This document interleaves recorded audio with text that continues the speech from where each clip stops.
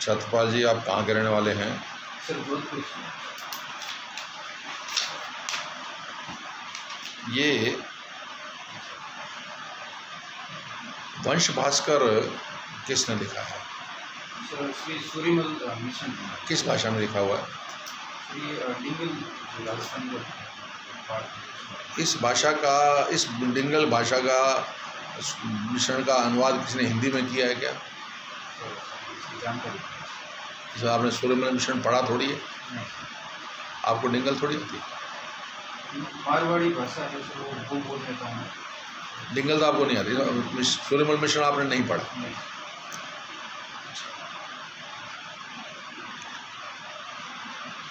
ये चारण समुदाय के बहुत सारे लोग दान लिखते हैं और कुछ लोग नहीं भी लिखते हैं, इसके पीछे क्या दान लिखने पीछे क्या उसका भौतिक क्या है जानकारी नहीं। ये नाम है ना आपका दान, तो दान का क्या मतलब होता है ये पूछना पड़ेगा। प्रश्न, पहला प्रश्न नाम से ही निकलता है। जानकारी करनी। ठीक है। अच्छा, अब अगला प्रश्न ये है कि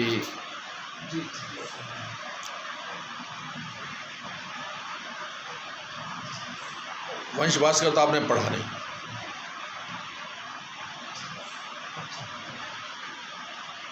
आहुआ एक जगह है, क्यों फेमस है? सर आहुआ 1857 का स्वतंत्रता संग्राम था, उसमें आहुआ के ठाकुर जी मुसाल सिंह उन्होंने विरोध किया था अंग्रेजों ने, और वहाँ लड़ाई लड़ी के अंग्रेज उसमें विजेता हुआ। अंतिम परिणाम क्या हुआ युद्ध का? सर अंतिम परिणाम अंग्रेज जीत गए थे।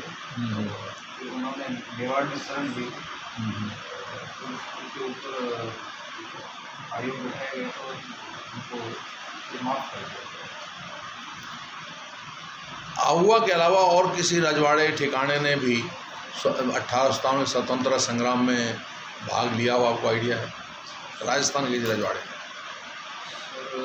जोधपुर रियासत के अंतर्गत ही और रजवाड़े कौन कौन से? नाम है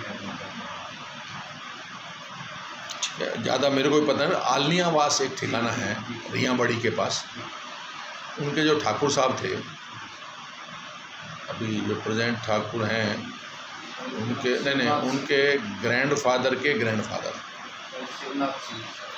नहीं अभी तो वहाँ पर वो है इसको त्रिभुवन सिंह है, आलनियावास के ठाकुर त्रिभुवन सिंह हैं उस समय शायद।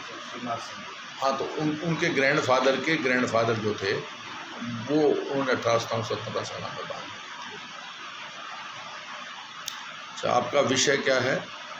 किस विषय में ग्रेजुएशन किया आपने? हिंदी साहित्य, राजनीति विज्ञान और लोक प्रशासन। एक किसी कवि ने लिखा है, मुझे न जाना गंगा सागर, मुझे न रामेश्वर क्या काशी, तीर्थराज चित्तौड़ देखने को मेरी अखियाँ प्यासी। कवि क्या क्या तकलीफ है उसे, तीर्थराज में क्या देखना चाहता है? पढ़ा है आपने? कविता पढ़ी है नहीं पढ़ी? पढ़ी नहीं सर, अनुमान लगा। अनुमान लगाओ, बताओ। सर जो चित्तौड़ में जौहर हुआ था, मेरे हिसाब से शायद उसके बारे में वो कहना चाह रहे हैं और उसको देखना चाह रहे हैं कि जो स्थल है उसको पवित्र नाम। एक ऐसा किला है राजस्थान में जिसमें 2 मीनार बने हुए हैं, 2 स्तंभ बने हुए हैं। कौन सा किला है? पूरे भारत में हर किले में स्तंभ हैं, पर एक ही किला है पूरे भारत में जिसमें 2 स्तंभ बने हुए हैं।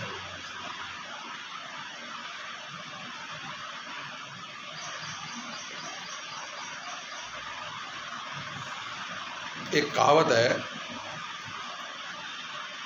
कि गढ़ में चित्तौड़गढ़ बाकी सब गढ़ैया है, ताल में ताल है, ताज समझ वाले को बोलते हैं, ताल है भोपाल ताल, ताल है भोपाल ताल, बाकी सब तलैया है। इसका क्या मतलब है? चित्तौड़गढ़ किले को सबसे सुरक्षा की दृष्टि से भी सबसे मजबूत किला माना गया है, और जो उसका इतिहास रहा है वीरता, और उसके कारण उसको सम्मान दिया जाता है। बाकी जितने भी किले हैं महत्वपूर्ण तो है, लेकिन उसकी सापेक्षता में वो उस स्तर के नहीं है। किले के संदर्भ में ये काल का सर आइडिया नहीं है। आप एज कांस्टेबल कहाँ पोस्टिंग रहा था आपका? सर जोधपुर पुलिस थे। जोधपुर में कहीं। जोधपुर के महाराजा हनुमंत सिंह जी ने ये कहा था मैं तो पाकिस्तान में मिलूंगा, ऐसा क्यों कहा था उन्होंने? सर जब भारत आज़ाद हुआ था और भारत स्वतंत्रता अधिनियम के तहत जो रियासतें थी उनके पास ये विकल्प था कि वो पाकिस्तान में शामिल हो या भारत में, तब उन्होंने कहा था कि मैं पाकिस्तान में शामिल हूँ। क्यों एल्योर हुए थे ऐसे? जिन्ना से मिल के भी आए थे, ऐसा नहीं कि सिर्फ धमकी दे रहे थे, जिन्ना से मिल के भी आए थे, क्या वजह थी? सर वजह एक तो जो मेरी जानकारी है, जिन्ना ने ये कहा था कि आपको जो स्टेटस अभी मिला हुआ है वो स्टेटस कंटिन्यू रहेगा। आपके यहाँ राजतंत्र है तो आप राजतंत्र को कंटिन्यू कर सकते हैं। दूसरा, भारत में सर लोकतांत्रिक प्रणाली को अपनाया गया था, तो मुझे लगता है कि ये कारण था। फिर वो मिले क्यों नहीं? सर फिर जो श्री सरदार वल्लभ भाई पटेल और श्री वी.पी. मेनन के द्वारा उनके ऊपर जो दबाव बनाया गया और उसके साथ साथ जैसलमेर है, बाड़मेर, बीकानेर, वो रियासतें पहले ही भारत में थी, तो एक जो बफर स्टेट बन गया था, तो मेरे साथ इस कारण ठीक है, आपने ठीक बोला। मुझे H.H. बीकानेर का बड़ा योगदान था।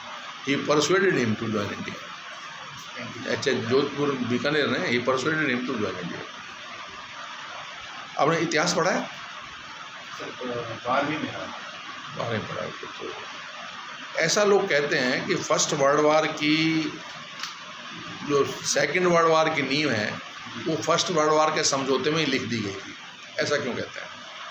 सर जो प्रथम विश्व युद्ध के बाद जर्मनी के साथ संधि हुई थी, वर्साई की संधि, उसमें जो शर्तें थी वो इस प्रकार की थी कि जो द्वितीय विश्व युद्ध है उसको होना सुनिश्चित करता है। इस कारण ट्रीटी ऑफ वर्साई, आपने ठीक नाम बताया।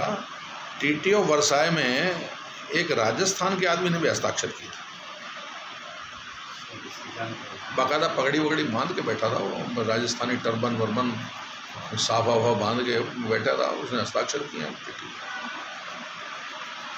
आपका ये अनुमान लगा? हाँ। सर प्रताप हो Maharaja Ganga Singh of Bikaner as representative of Chamber of Princes of India, he was signatory to the treaty. पूछो। राजस्थान में अभी दुनिया का पहला river front, heritage river front बना है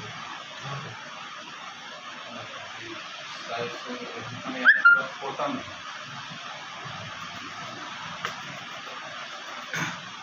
मणिपुर का जो रिसेंट का इशू है उसमें कौन सी दो ट्राइब्स हैं जिनके बीच में ये इशू है और उनका जोग्राफिकल स्ट्रक्चर क्या है? सर जो दो जनजातियाँ हैं उनमें एक मतई जनजाति है और दूसरी जो अपोज कर रही है कुकी जनजाति है। और जोग्राफिकल जो हिल एरियाज हैं वहाँ पर कुकी है और जो मणिपुर के जो शहरी वहाँ पर मतई है। तो ज़्यादा डोमिनेटिंग एरिया किसका है? सर जो एरिया देखें तो कुकी के पास ज़्यादा है, क्योंकि ऐसे प्रोविजन है कि जो मतई है वो हिल एरियाज में ज़मीन खरीद नहीं सकती। तो क्षेत्रफल के आधार पर तो कुकी डोमिनेंट है और पॉलिटिकली अगर डोमिनेंस की बात करें तो मतई ज़्यादा है, पॉपुलेशन भी ज़्यादा है। रिसेंट इशू जो भी हो रहा है उसका मेन ऑब्जेक्टिव? सो ऑब्जेक्टिव जो माननीय हाई कोर्ट है उन्होंने एक आदेश दिया था कि मतई जनजाति को आप जो एसटी का दर्जा है वो देने के लिए सरकार इस पर विचार करे। तो कुकी ने अपोज किया कि अगर ऐसा करेंगे तो जो उनके हिल एरियाज में उनका डोमिनेंस वो कम हो जाएगा। तो इस आधार पर ये विवाद है। बस सर एक रीज़न ये है, उसके साथ साथ सर जो चाइना के द्वारा वहाँ जो उग्रवाद है उसको सपोर्ट किया जाता है भारत के आगे। वो तो इनडायरेक्ट है, डायरेक्ट नहीं। से डायरेक्ट में एक रीज़न जो वहाँ अवैध अफीम की खेती की जाती है, तो उसमें सरकार ने उन पर कार्रवाई करने की कार्रवाई की थी। बजट से रिलेटेड कोई इशू है, बजट एलोकेशन से रिलेटेड? तो इसकी जानकारी भारत के संविधान में स्टेट फाइनेंस कमीशन का प्रोविजन जी कौन सा अनुच्छेद? सर, अनुच्छेद 243 आई और वाई में। Directive principle of state policy, इसके अंदर अभी यूनिवर्सल सिविल कोड की बात की जा रही है। इसमें क्या मतलब है और इसे directive principle of state policy में क्यों लिया गया?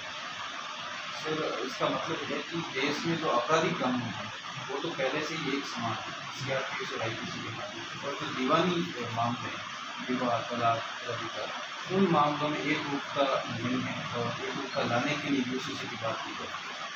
और जो इसको विभिन्न विदेशी तत्वों में शामिल किया गया है, उसका रीज़न ये है सर, जो मौलिक अधिकारों की जो समिति थी, उसके जो हेड थे, श्री सरदार वल्लभ भाई पटेल थे, उस समय इस पर विचार किया गया था कि इसे मौलिक अधिकारों में शामिल किया जाए या नीति विशेषता में।